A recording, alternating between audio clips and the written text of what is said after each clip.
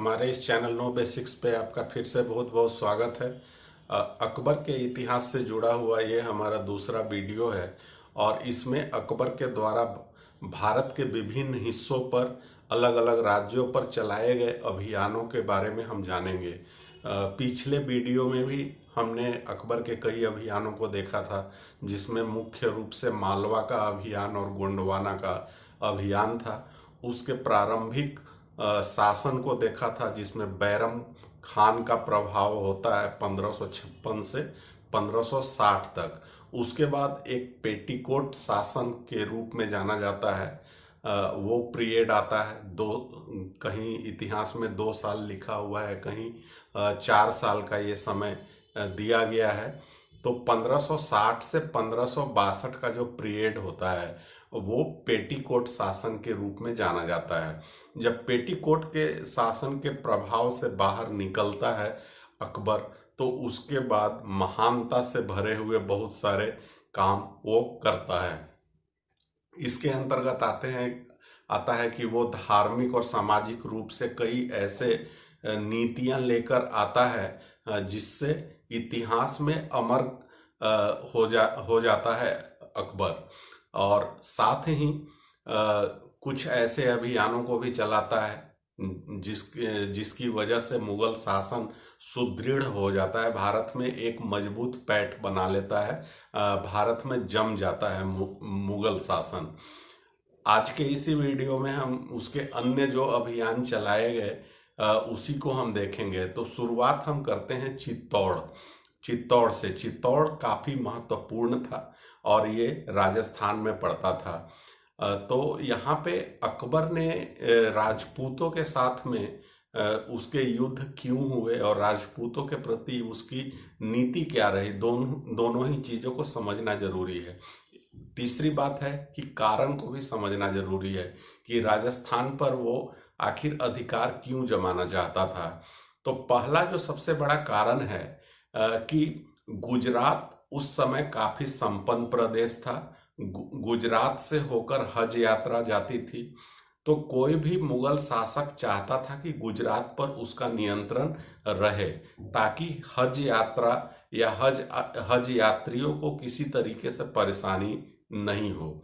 और गुजरात का जो रास्ता है वो राजस्थान से होकर गुजरता है और राजस्थान पर राजपूतों का नियंत्रण था। राजपूत शासक थे, अलग अलग राजपूत शासक थे। तो एक वो कारण होता है कि गुजरात वो तभी पहुंच सकता है जब वो राजस्थान को जीत ले। दूसरा कारण होता है कि उस समय के भारत में अगर देखें तो राजपूतों की जो शक्ति थी वो सबसे प्रमुख शक्ति थी। और उसमें भी जो चित्तौड़ के जो शासक होते थे उन्हें राजपूतों का सिरमौर माना जाता था। पूरे भारत भर के जितने भी राजपूत शासक होते थे वो चित्तौड़ को अपना सिरमौर समझते थे। तो ये एक बड़ा कारण होता है कि जब तक अकबर राजपूतों को नहीं हरा सकता तब तक वो भारत का शहंशाह या कह लें कि एक छत्र जो सुल्तान होता है वो नहीं कहला सकता था। तो दूसरी कारण ये हुई। तीसरी बात जो होती है कि इसके लिए वो नीति क्या अपनाता है, तो अकबर की 3 नीति होती है। पहली जो नीति होती है वो होती है कि एक वैवाहिक संबंध स्थापित करता है राजपूतों के साथ में। उसके अंतर्गत वह खुद राजपूत महिलाओं के साथ विवाह करता है। जैसे आमेर के जो राजा होते हैं भारमल, तो उनकी बेटी जोधाबाई से वो खुद शादी करता है। बाद के समय में अपने बेटे जहांगीर की शादी वो राजपूत घराने में करता है। तो इस वैवाहिक संबंध से राजपूतों से उसकी मित्रता होती है। दूसरा जो तरीका होता है राजपूतों के प्रति कि वो उन्हें जो उसकी अधीनता को स्वीकार नहीं करते हैं उनसे वो युद्ध करके उनको हराता है और मुगल साम्राज्य के नियंत्रण में लेकर आता है। कुछ ऐसे राज्य भी होते हैं जो आत्मसमर्पण कर देते हैं। तो वैसे राज्यों को मुगल साम्राज्य में अपने अधीन करके वहाँ स्वतंत्र शासक के रूप में कह लें कि स्वतंत्र नहीं बल्कि मुगलों के अधीन वो वहां पे उस राज्य में स्वतंत्र रूप से शासन करते हैं। तो ये अकबर की प्रमुख नीति थी। राजपूतों से मित्रता का फायदा दोनों को हुआ, मुगलों को भी हुआ, राजपूतों को भी हुआ।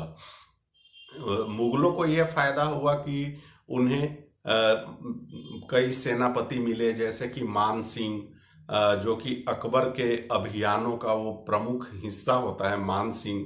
और ऐसा कहा जाता है कि अगर मान सिंह ने अकबर का सहयोग नहीं किया हुआ होता तो अकबर का नियंत्रण राजस्थान पर या अलग अलग क्षेत्रों पे वो नियंत्रण स्थापित नहीं कर पाता, क्योंकि मान सिंह की जो भूमिका होती है वो राजस्थान को जीतने में, उसके बाद बिहार, बंगाल, उड़ीसा को जीतने में और अन्य कई क्षेत्रों को जीतने में मान सिंह की ही प्रमुख भूमिका होती है।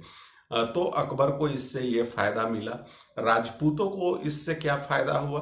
तो राजपूतों को फायदा हुआ कि उन्हें मुगलों के कोप से एक बचाव मिलता है और उनकी भी एक प्रगति होती है।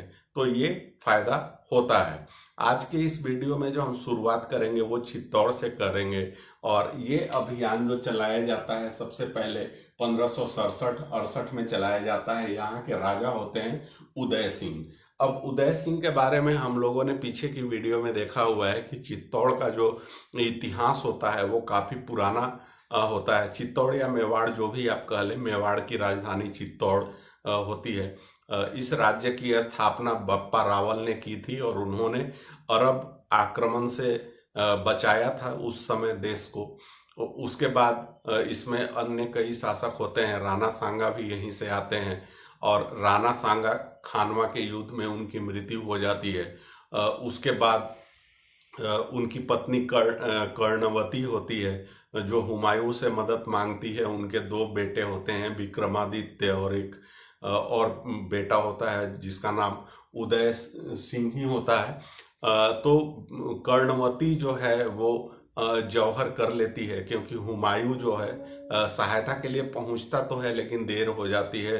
तो बहादुर शाह के आक्रमण से अपने सतीत्व की रक्षा करने के लिए जौहर कर लेती है। और हुमायूं के समय में क्या होता है कि मेवाड़ को हुमायूं कभी मिलाता नहीं है।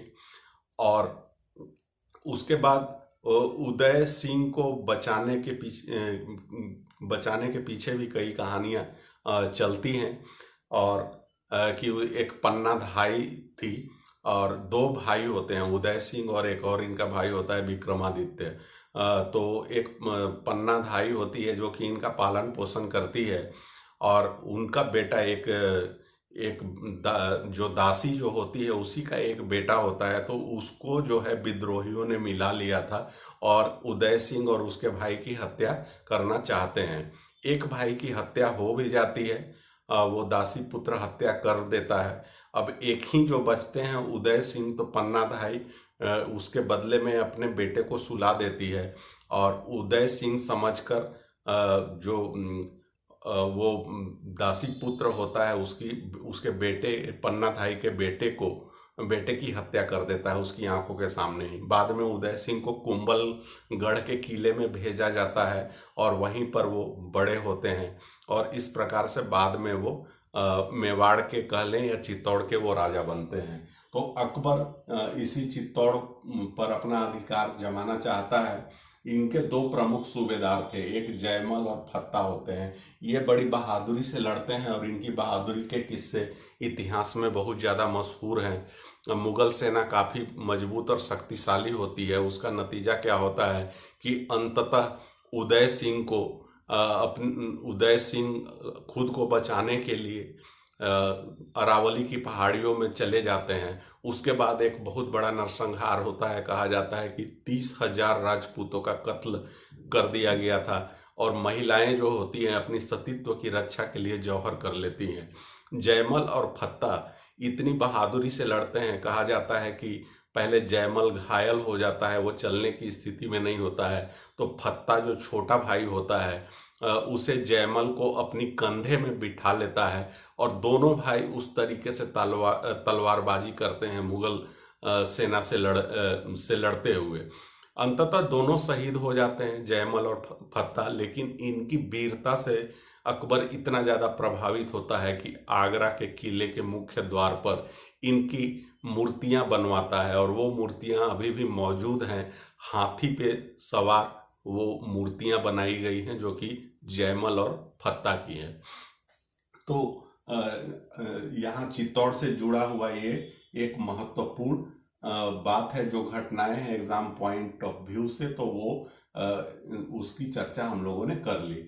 उसके बाद एक वर्ड यूज होता है साबूत। तो साबूत किसे कहा जाता है? एक्चुअली क्या होता था कि पहले के समय में जब मुगल सेना कहीं पर भी आक्रमण करती है तो सबसे पहले किले को घेर लिया जाता था। नाकेबंदी की जाती थी, चारों तरफ से घेराबंदी कर दी जाती थी, और उसके बाद बारूदी सुरंग बिछाया जाता था किले के चारों तरफ में। तो कई बार क्या होता था कि बारूदी सुरंग जो बिछाने वाले लोग होते थे उन पर हमला किया जाता था किले से जब हमला किया जाता था तो बारूदी सुरंग बिछाने वाले लोगों की हत्या कई बार होती थी। तो उसके बचाव के लिए एक दीवार बनाया जाता था जिसे सुरक्षा दीवार के नाम से भी जाना जाता है। उसी को साबूत कहा जाता है। तो ये साबूत कभी पूछा जा सकता है एग्जाम में। अब हम आते हैं रणथंभौर पर। रणथंभौर पर 1569 ईस्वी में नियंत्रण स्थापित करता है अकबर। यहाँ के हाड़ा शासक होते हैं सुरजन राय। सबसे पहले किले की घेराबंदी की जाती है।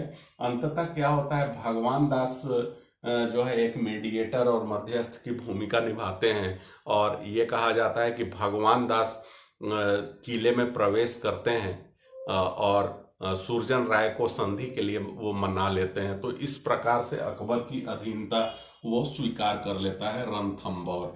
तो 67-68 में चित्तौड़ पर नियंत्रण हो जाता है। उसके बाद रणथंभौर पर 1569 में। हालांकि चित्तौड़ पे नियंत्रण पूरी तरीके से नहीं हो पाता है, क्योंकि बाद के समय में जो महाराणा प्रताप है उनका इतिहास आएगा, तब उस समय और हम चर्चा करेंगे।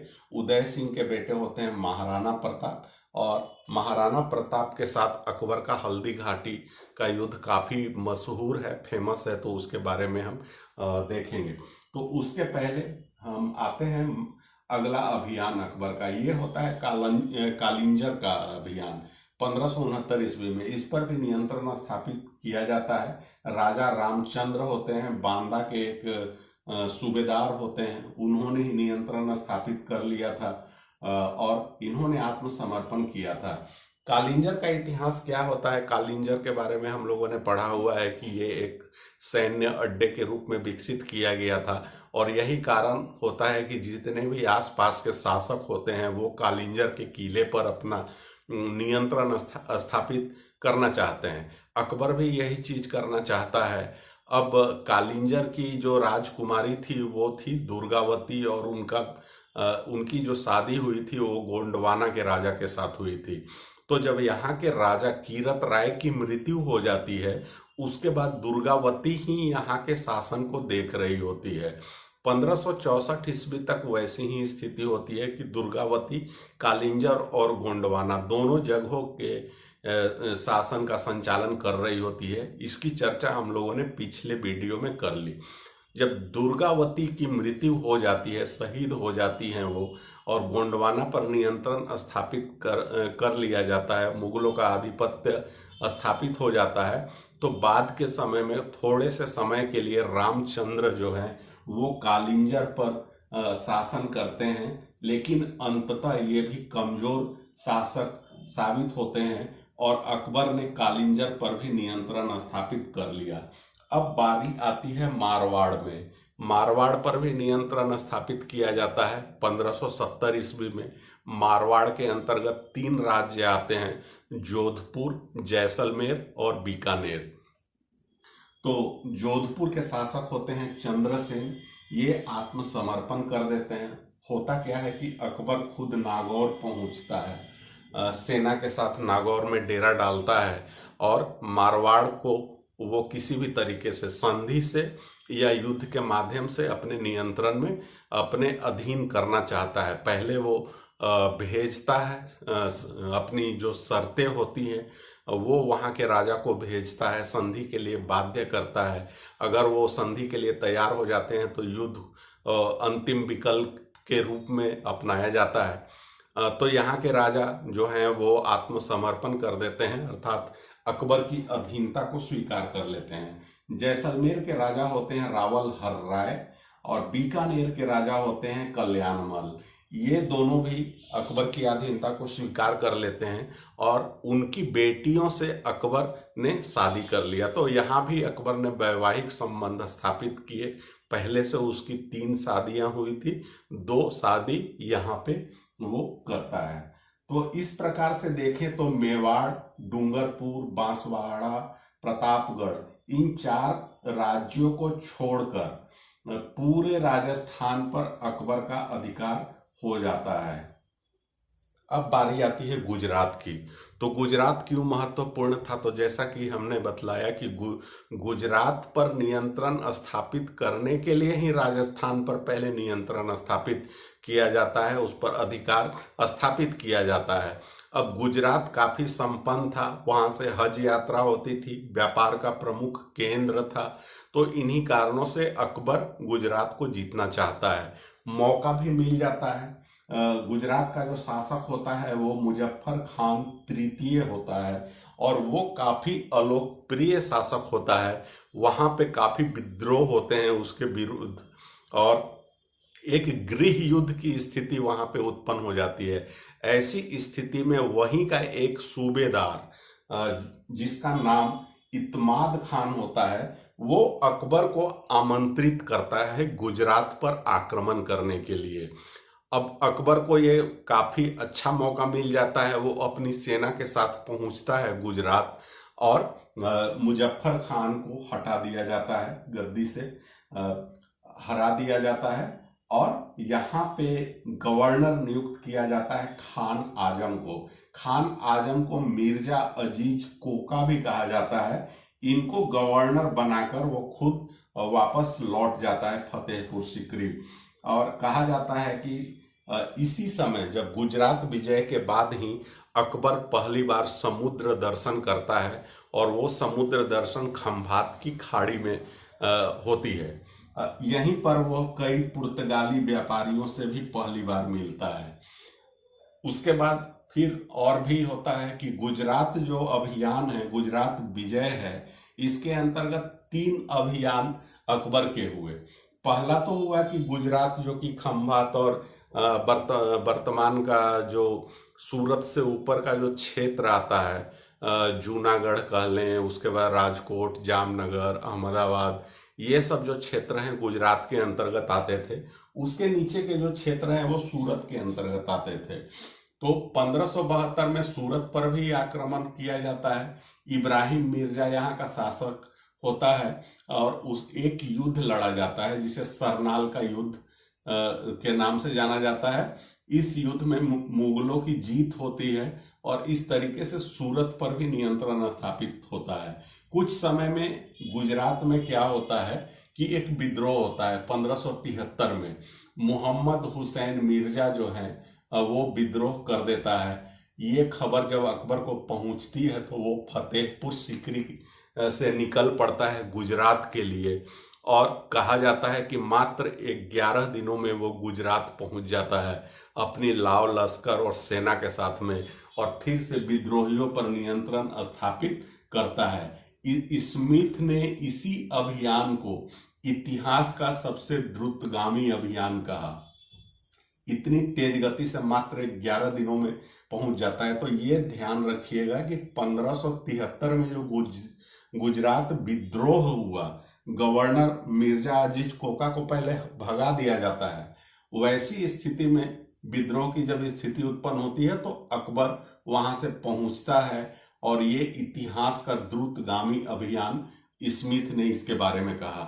इसी गुजरात विद्रोह के बाद जब गुजरात पर पूरी तरीके से नियंत्रण स्थापित हो जाता है तो अकबर फतेहपुर सीकरी में बुलंद दरवाजे का निर्माण करवाता है, जो कि आज भी एक ऐतिहासिक पुरातत्व के रूप में मौजूद है, ऐतिहासिक धरोहर के रूप में मौजूद है बुलंद दरवाजा। अब हम आते हैं आगे के अभियानों पर। बिहार और बंगाल का अभियान चलता है 1574-76 में। यहाँ की स्थिति क्या थी? तो सुलेमान करारानी ये शेर शाह सूरी के समय से ही गवर्नर था बिहार और बंगाल का। 1572 ईस्वी में इसकी मृत्यु हो जाती है। जब करारानी गवर्नर होता है तो वो अकबर की अधीनता को स्वीकार करता है। तो वैसी स्थिति में पहले युद्ध की कोई नौबत नहीं आई थी। लेकिन जब इसकी मृत्यु हो जाती है तो उसका बेटा होता है दाऊद खान। वो एक स्वतंत्र शासक के रूप में शासन करने लगता है, विद्रोह कर देता है। हद तो तब हो जाती है कि उत्तर प्रदेश के हिस्से जो कि गाजीपुर का इलाका आता है, वहां पर वो मुगलों की सेना पर आक्रमण भी करता है। ऐसी स्थिति में मुगल सेना भेजी जाती है और सेनापति होता है मुनीम खान। मुनीम खान जाता है और दाऊद को पकड़ लिया जाता है। फिर जो है इस पर नियंत्रण स्थापित किया जाता है। मेवाड़ की फिर से बारी आती है, क्योंकि मेवाड़ पर पूरी तरीके से नियंत्रण स्थापित नहीं हुआ था अकबर का। अब क्या होता है कि 1571 में महाराणा प्रताप मेवाड़ के राजा बनते हैं। स्थिति यहाँ पे क्या होती है कि उदय सिंह की 3 पत्नियां होती हैं, जयवंती बाई, सज्जा बाई और धीर बाई।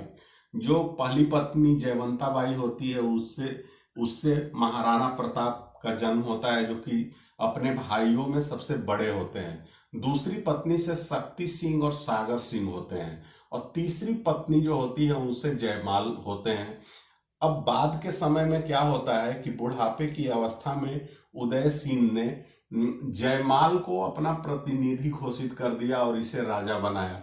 इसका वहां की प्रजा बहुत ज्यादा विरोध करती है, और फिर क्या होता है कि महाराणा प्रताप, जयमाल राजा तो बन जाता है, लेकिन वो एक भीरू किस्म का आदमी था और वो अच्छे से शासन नहीं कर पा रहा था। वो मुगलों की अधीनता एक तरीके से स्वीकार कर लेता है। तो ऐसी स्थिति में महाराणा प्रताप नेतृत्व को संभालते हैं। वहाँ की प्रजा भी उनका साथ देती है, और महाराणा प्रताप कुंभलगढ़ और गोगुंदा का जो क्षेत्र है उन क्षेत्रों में अपना ठिकाना बनाते हैं, और मुगलों के साथ एक लड़ाई शुरू होती है। एक छापामार युद्ध के रूप में शुरू होता है, और आमने सामने की भी लड़ाई होती है और छापामार तरीके से भी युद्ध लड़ा जाता है महाराणा प्रताप के द्वारा। मुगल सेनापति कौन कौन से होते हैं? तो मानसिंह, आसफ खान और शहजादा सलीम जो कि बाद में जहांगीर के नाम से सुल्तान बनता है। तो ये तीनों यहाँ पे सेनापति बनाकर भेजे जाते हैं मेवाड़ पर आक्रमण करने के लिए। हल्दी घाटी का बहुत फेमस युद्ध होता है 1576 ईस्वी में, और इस युद्ध में कहा जाता है कि इतनी जबरदस्त युद्ध हुई थी, और महाराणा प्रताप की जो सेना थी मात्र 20,000 की सेना थी, और मुगलों की सेना करीब 1 लाख की सेना थी। फिर भी हल्दी घाटी युद्ध को अकबर पूरी तरीके से नहीं जीत पाता है। कहले कि पूरे मेवाड़ पर वो नियंत्रण स्थापित नहीं कर पाता है, और यहाँ पे निर्णायक जो युद्ध लड़ा जाता है उसमें महाराणा प्रताप का प्रिय घोड़ा होता है जिसका नाम चेतक होता है, और प्रिय एक हाथी भी होता है जिसका नाम राम प्रसाद होता है। इस युद्ध में चेतक और राम प्रसाद की भूमिका काफी महत्वपूर्ण होती है। इसके बाद इनका जो सेनापति होता है वो सरदार हकीम खान होता है। तो ये काफी महत्वपूर्ण है कि जो महाराणा प्रताप का सेनापति होता है वो एक मुस्लिम व्यक्ति होता है, सरदार हकीम खान, और अकबर का जो मुख्य सेनापति वो मान सिंह होता है। तो ये काफी महत्वपूर्ण है। इतने सारे सेनापति लगने के बाद भी जो है मेवाड़ पर पूरी तरीके से नियंत्रण स्थापित नहीं हो पाता, और अंततः महाराणा प्रताप बच जाते हैं, और वो जंगलों में उनको शरण लेना पड़ता है, और जंगल में शरण लेकर और वो वहीं से छापामार युद्ध के जरिए मुगलों के विरुद्ध एक लड़ाई और अभियान को जारी रखते हैं और ताउम्र वो मुगलों के अधीनता को स्वीकार नहीं करते हैं। ऐसा कहा जाता है कि अकबर ने कई बार उन्हें संदेश भेजे थे कि वो अधीनता स्वीकार कर ले। एक बार महाराणा प्रताप ने अपने बेटे अमर सिंह को अकबर के दरबार में भेजा था, लेकिन अकबर का यह कहना था कि महाराणा प्रताप खुद हमारे दरबार में आकर हमारे प्रति श्रद्धा व्यक्त करें, और इस बात के लिए महाराणा प्रताप तैयार नहीं थे और इसी कारण से युद्ध और लड़ाई चलती ही जाती है। मुगलों की कभी भी पूरी तरीके से जीत मेवाड़ पे नहीं हो पाती है। 1597 में महाराणा प्रताप की मृत्यु हो जाती है और उस समय तक भी इनका युद्ध जारी रहता है। और महाराणा प्रताप जब जंगल में शरण लेते हैं तो उन्हें लड़ने के लिए भामा शाह, जो कि एक बहुत बड़े व्यापारी होते हैं, वो अपना खजाना खोल देते हैं और बहुत सारा धन महाराणा प्रताप को देते हैं। ऐसा कहा जाता है कि 1 लाख की सेना को 25 सालों तक संचालित किया जा सकता था। इतना सारा धन, सोने चांदी, असरफियां वो भामा शाह देता है महाराणा प्रताप को, और इसी के बल पर वो छापामार युद्ध जारी रखते हैं। जंगलों में रहते हैं, जंगल के जो आदिवासी होते हैं, खास करके भील, उनको अपनी सेना में शामिल करते हैं, घास की रोटियां खाते हैं और अपने बीबी और बच्चों के साथ रहते हैं। महाराणा प्रताप की 11 पत्नियां थी और बच्चे थे, तो उनका सबको वो साथ लेकर जंगल में ही रहते हैं। एक और बड़ी जो बात थी कि ये शक्ति सिंह, सागर सिंह और जयमाल, ये जो हैं वो अकबर की सेना का साथ देते हैं, गद्दारी करते हैं महाराणा प्रताप के समय में।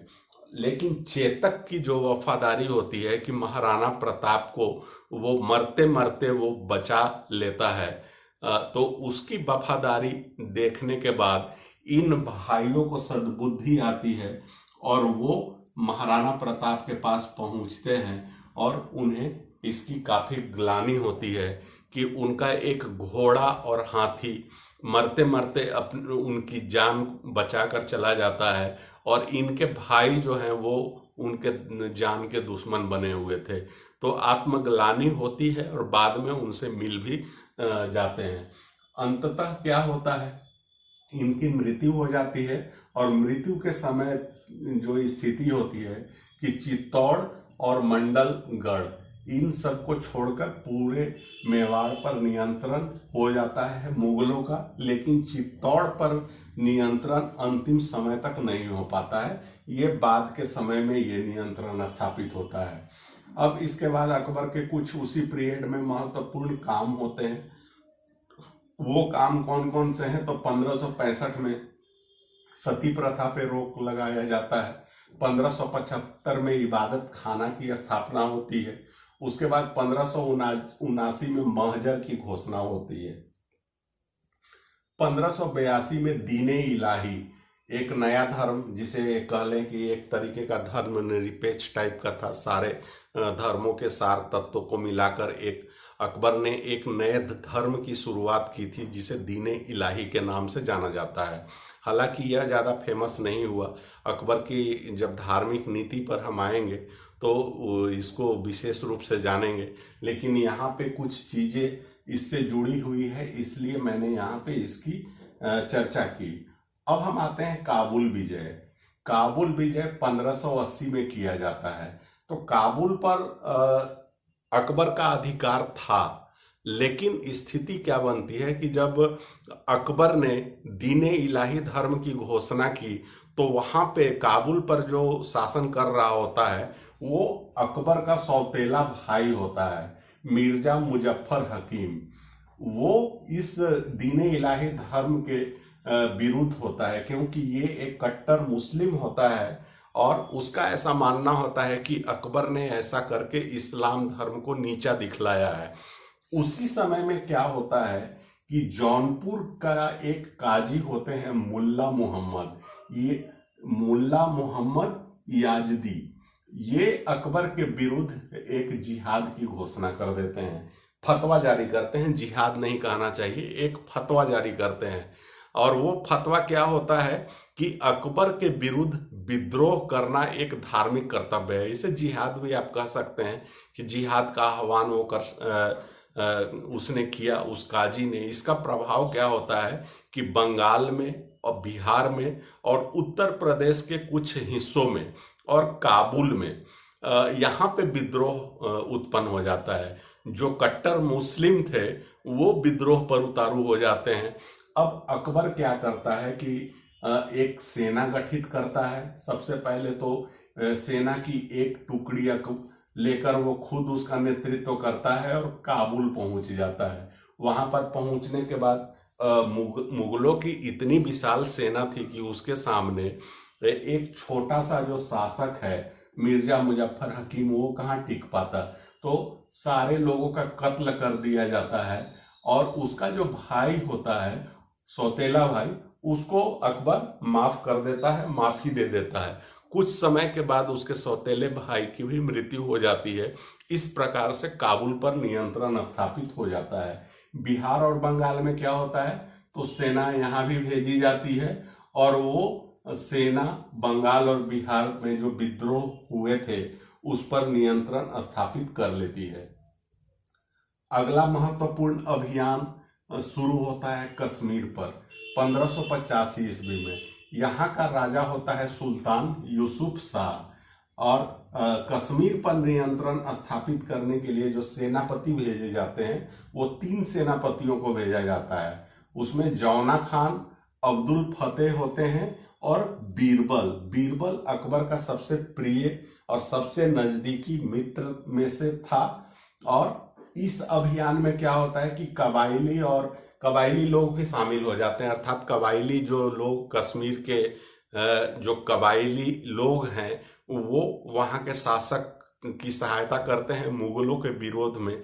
इसका नतीजा क्या होता है कि बीरबल के साथ एक युद्ध होता है जिसमें बीरबल की हत्या हो जाती है। जब बीरबल की हत्या होती है तो अकबर को एक गहरा सदमा लगता है, लेकिन फिर भी वो युद्ध को जारी रखता है और बदले में फिर से टोडरमल को भेजा जाता है सेनापति बनाकर।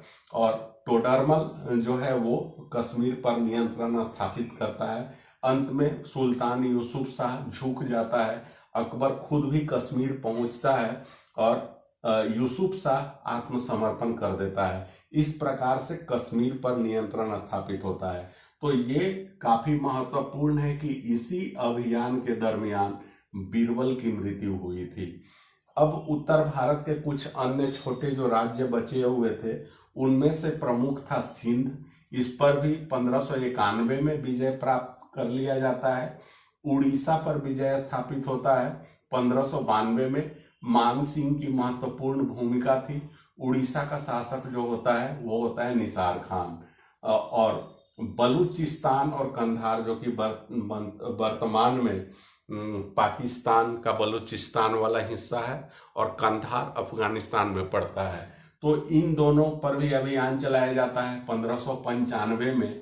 और मीर मासूम को सेनापति बनाकर भेजा जाता है और मुजफ्फर हुसैन मिर्जा, ये वहां का शासक होता है कंधार का, वो आत्मसमर्पण कर देता है। तो इस प्रकार से देखें तो पूरे भारत पर, उत्तर भारत पर, पूर्वी भारत पर, कश्मीर पर, पश्चिम भारत पर अकबर का अधिकार स्थापित हो जाता है। अब उसकी नज़र जो पड़ती है वो दक्षिण भारत पर पड़ती है। और अकबर के पहले दक्षिण भारत का अभियान सिर्फ एक शासक ने ही चलाया था और वो था अलाउद्दीन खिलजी। और अलाउद्दीन खिलजी को दक्षिण भारत में के अभियानों में सफलता का जो सबसे प्रमुख व्यक्ति होता है वो होता है मलिक कफूर, जो कि उसका एक दास होता है और उसका सेनापति भी होता है। बाद के समय में मोहम्मद बिन तुगलक भी अभियान चलाने की कोशिश करता है लेकिन दक्षिण में उसे सफलता नहीं मिलती है। अब जाकर अकबर दक्षिण भारत को जीतने का प्रयास करता है और उसका ये अभियान 1593 से लेकर 1601 ईस्वी तक चलता है। और जो दक्षिण भारत के जो प्रमुख राज्य थे वो कौन थे? खानदेश। खानदेश था। उसके बाद अहमदनगर, बीजापुर और गोलकुंडा, ये महत्वपूर्ण थे। तो सबसे पहले खानदेश को जीत लेता है। उसके बाद खानदेश का क्या है कि वहां का शासक आत्मसमर्पण कर देता है। तो खानदेश सबसे पहले अकबर की अधीनता को स्वीकार कर लेता है। अब अहमदनगर, बीजापुर, गोलकुंडा, बीदर, बरार, इन सब की स्थिति क्या थी कि अहमदनगर की राजकुमारी थी चांद बीवी। इनकी शादी हुई थी बीजापुर। बीजापुर के जो शासक होते हैं आदिल शाह, जिन्हें सूफी नाम से भी जाना जाता है। इसके बारे में हम लोगों ने बहमनी साम्राज्य की जब डिस्कशन कर रहे थे वहां पे हम लोगों ने देखा हुआ था। तो सूफी इन्हें कहा जाता है। काफी वो प्रजा के प्रति काफी वो एक कह लें कि काफी नरम दिल इंसान थे और प्रजा सेवक थे। तो इसी कारण से उन्हें सूफी की उपाधि दी गई थी। और चांद बीवी की खासियत क्या थी कि ये कुछ इनका कैरेक्टर जो है सो रजिया सुल्तान की तरह मिलता है। इनका पूरा नाम चांद खातून या चांद सुल्ताना के नाम से जाना जाता है। और इनका अहमदनगर की राजकुमारी होती है। और इनके पिता जो होते हैं वो उनका नाम होता है, उनका नाम मैं भूल रहा हूँ। तो उसके बाद इनकी शादी होती है बीजापुर में। अब स्थिति ऐसी होती है कि इनके पति की मृत्यु हो जाती है 1580 ईस्वी में। वैसी स्थिति में उनका जो भतीजा होता है जो कि 9 साल का होता है, उसका नाम इब्राहिम आदिल शाह होता है और उसने जगत गुरु की उपाधि धारण की थी और अबला बाबा भी इन्हें कहा जाता था। तो उसके संरक्षक बनकर ये शासन करती है बीजापुर पर। बीजापुर पर जब वो शासन करने लगती है, नियंत्रण स्थापित करती है, तो उसका नतीजा क्या होता है कि जो मुस्लिम जो कट्टर मुस्लिम होते हैं वो इसके विरोधी बन जाते हैं। कुछ को वो मंत्री बनाती है।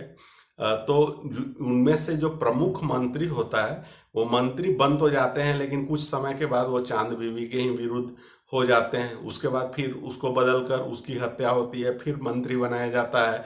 कुछ समय तक वो चांद बीवी के पक्ष में रहता है, फिर जो है सो वो भी विरोधी हो जाता है। तो इस तरीके से 2-3 मंत्री बनते हैं। लेकिन अंततः क्या होता है कि चांद बीवी का नियंत्रण पूरी तरीके से सत्ता पर स्थापित हो जाता है। उसी दरमियान अहमदनगर में, जो कि उनका मायका था, वहां पर भी राजनीतिक स्थिति बहुत डावाडोल थी। और ऐसी स्थिति में चांद बीवी को अहमदनगर में भी आमंत्रित किया जाता है। तो अहमदनगर की भी शासन व्यवस्था का सारा संचालन वो देखने लगती है। और उसी समय क्या होता है कि अहमदनगर पर बीदर, बरार और गोलकुंडा ये तीनों आक्रमण करते हैं।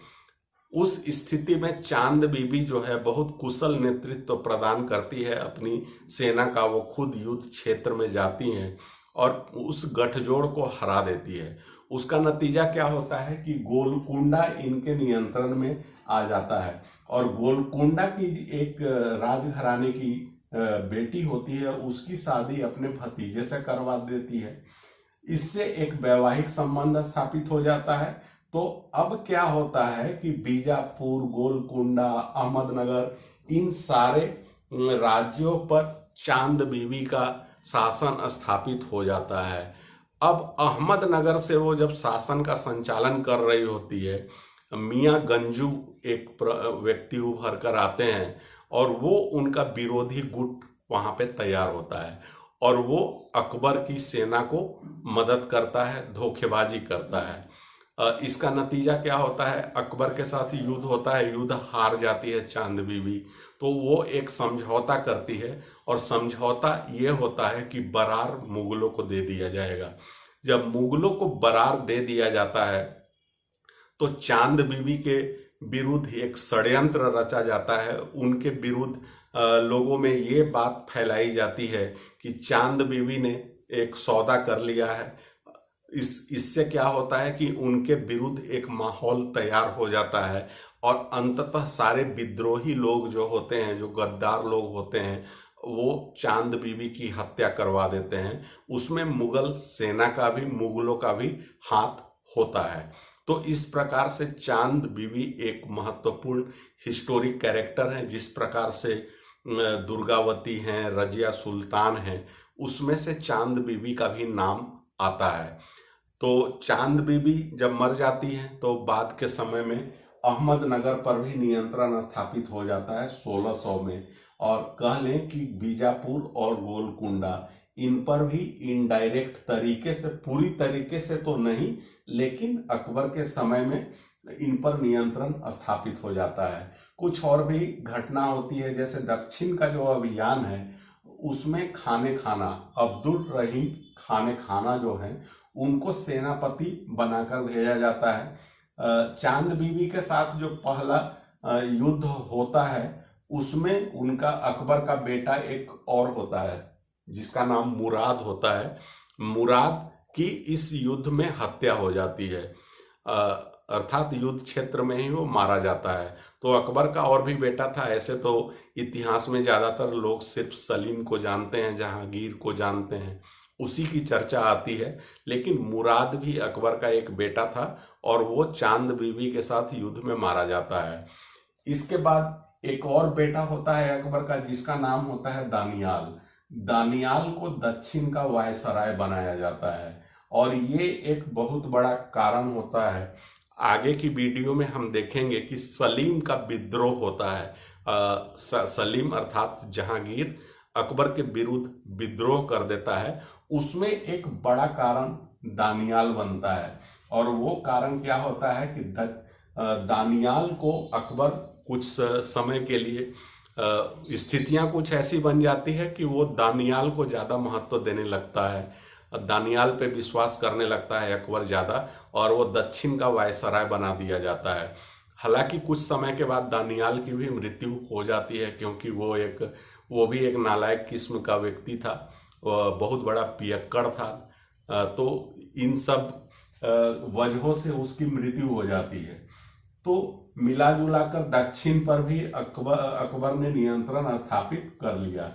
अब हम आते हैं असीरगढ़ का किला।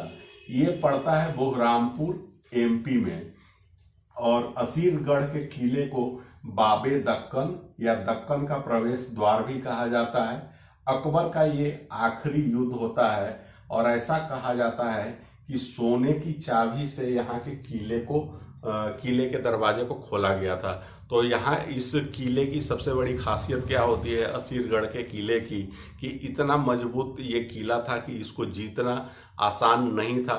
अकबर जो है सो वो कई दिनों तक, कई महीनों तक असीरगढ़ के किले की घेरेबंदी करके वहाँ पे जम जाता है, फिर भी असीरगढ़ के किले को भेदा नहीं जा पाता, क्योंकि ये भी कहा जाता है कि किले के अंदर एक सुरंग बनी हुई थी और उसी सुरंग के माध्यम से जो जरूरी सामान होते हैं उसकी सप्लाई जारी रहती है, जिसकी वजह से अकबर इस पर नियंत्रण स्थापित नहीं कर पाता है।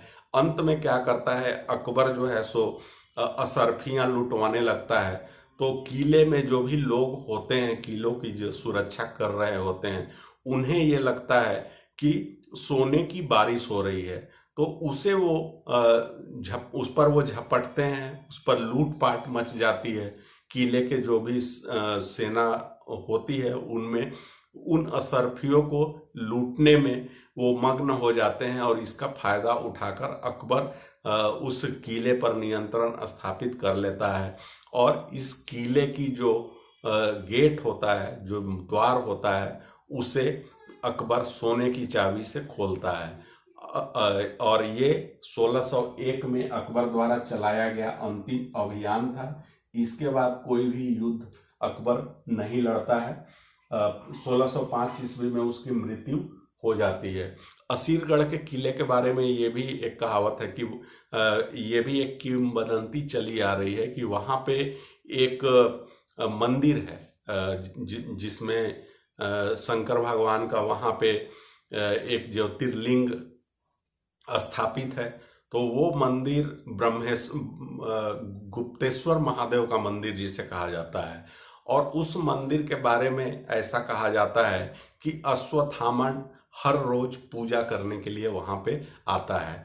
और इस संबंध में आप लोगों ने टीवी पर कई प्रोग्राम देखे होंगे कि ये प्रोग्राम चलता है कि अश्वत्थामा अभी भी जीवित है और असीरगढ़ के किले में वो हर दिन उसी गुप्तेश्वर महादेव का जो मंदिर है उसमें हर रात वो आता है और वो पूजा करके चला जाता है। और अश्वत्थामा के आने का जो रास्ता है वही गुप्त द्वार है या सुरंगें हैं जिसके माध्यम से या जिस रास्ते को वो फॉलो करते हुए उस मंदिर तक पहुंचकर पूजा करता है।